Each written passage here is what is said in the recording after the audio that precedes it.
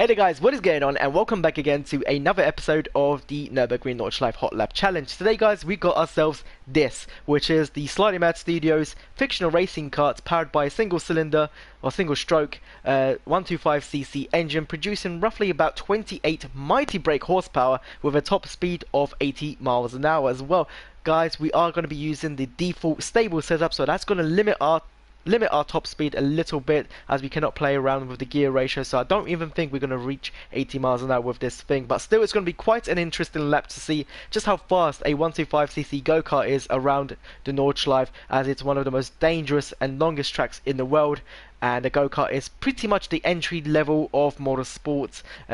So yeah, it's going to be very, very interesting lap to see just how fast this thing is around the Nordschleife. So let's go ahead guys and take it to the track. Right then, so here we are guys, ready to begin our hot lap with the 125cc racing car around the Nürburgring Nordschleife. We've got ourselves the default stable setup equipped with 10 liters of fuel, so we're pretty much ready to go. So hopefully guys, we can reach our goal and lap the 125cc kart around the Nordschleife in within 10 minutes, I would say, and that is the ultimate goal. And we do have a slightly different starting position here, as you guys can see, because the racing kart is quite slow, so we'll definitely be able to reach that top speed of the kart before the start and finish line, so we don't need a huge run path. So let's stick it in neutral as it already is, put up some revs and into first gear, away we go. So this car is all, or this lap is all going to be about seeing how brave we can be around each of the bends and try and be not lift off as much as possible to maximize our speed through the bends, as we're definitely going to lose a lot of time on the straight, so we have to be very, very fast on the bends as we try and avoid those curbs as well. The car is very small and does react to all the road bumps and everything like that, curbs, very, very violently, so hitting those would be an absolute disaster as we reach 70 miles an hour going into the S-bends. And we're going to see how brave we can be around these S-bends, not hitting the curves but staying quite close to the apex, still foot firmly down on the throttle, definitely not lifting off one bit yet. The kart does handle really exceptionally well, so it's definitely down to the driver to try and not lift off as we go around the last bend here before the flyover straight.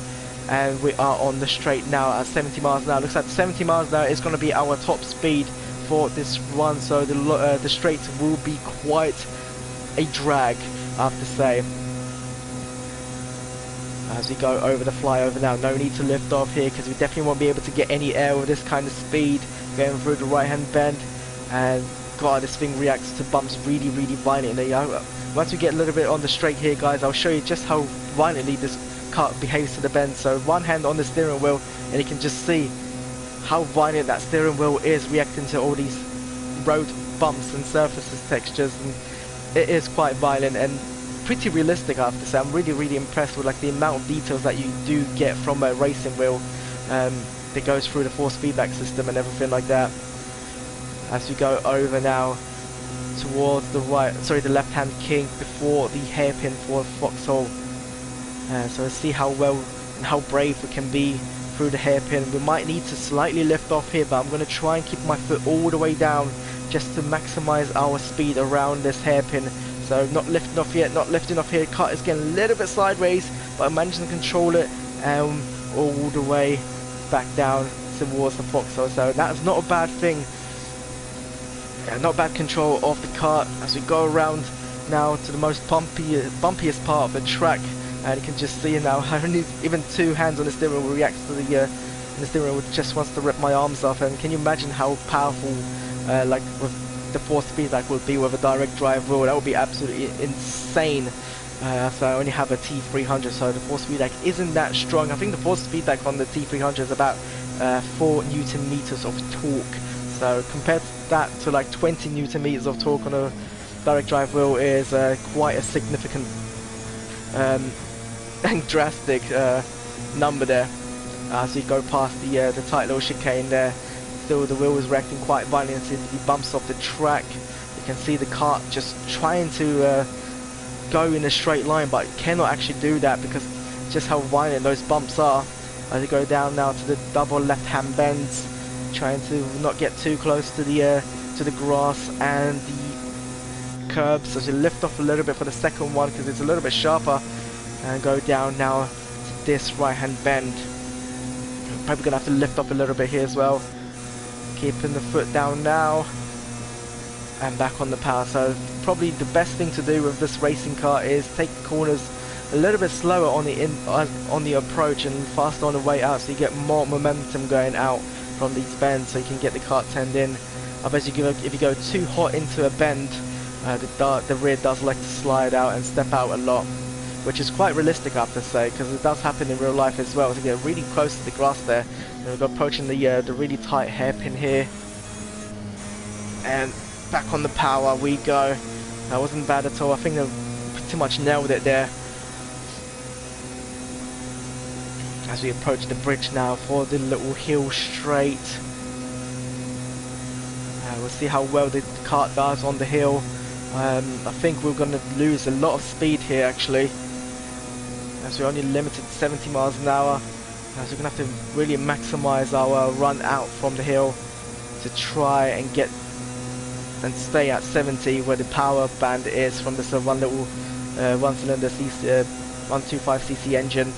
I definitely want to try and lap a Fiat 500 as well, with a classic Fiat 500 around the Nordschleife. I think they'll probably get a similar lap time, or I think the kart will be a little bit faster because it can take the corners a lot faster, but still definitely is something interesting to compare the times with, as we are now on the hill straight. See how fast we can get around here.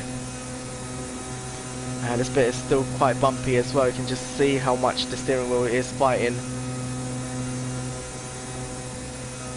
As you go around it, still at 70 miles an hour. It does get a little bit steeper towards the end, so you might lose a little bit of speed.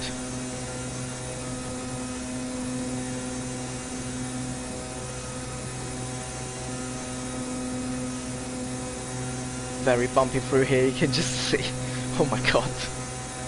So guys, if you do want to try out this little challenge by just to see how fast you guys can lap a go-kart around the Nürburgring Nordschleife, be sure to comment down your times in the comments below, and also if you do have a video link as well, be sure to post that video link as well.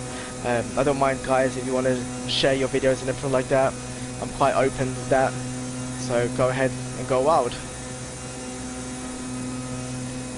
As we now approach the hairpin for the carousel, this is going to be quite tricky to go around the carousel.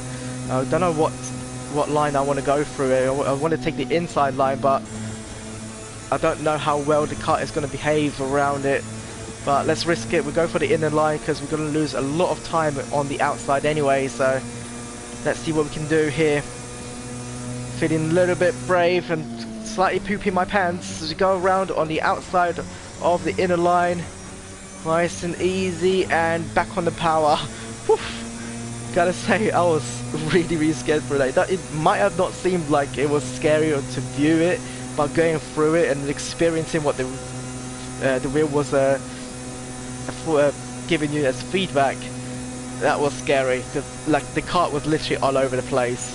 As we go up now to my favorite part of the track, which is going to be really rewarding for this kart. Let's see just how fast we can go around it. Let's go over the S-bends at 7 minutes already, and we're pretty much 2/3 through the track, so hopefully we can get under maybe 10 minutes or maybe a little bit over it. I don't want to make the lap 12 minutes long, anything like that. I'm really pushing this kart around here and try and be as brave as possible through the bends by not lifting off the throttle or braking through the bends. I'm just trying to keep my right foot firmly down on the throttle as we go around. Oh, steering wheel's quite fighting me there. Gets a little bit bumpy around here now. Back end stepping out a little bit, hitting the curb there. That was a little bit dangerous, a little bit of a whoopsie moment. But I managed to keep control of the kart to go around here now. Back end being quite loose through there. Approaching the 8-minute mark now.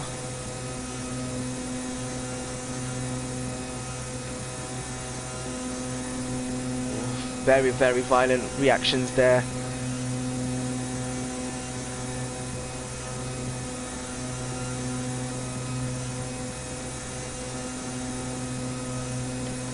Get past there. You can see just how much the car is shaking and how much the steering wheel is shaking as well when it's reacting to the bumps of the road surface. This is the most violent part of the track, I think, when it comes to the bumps.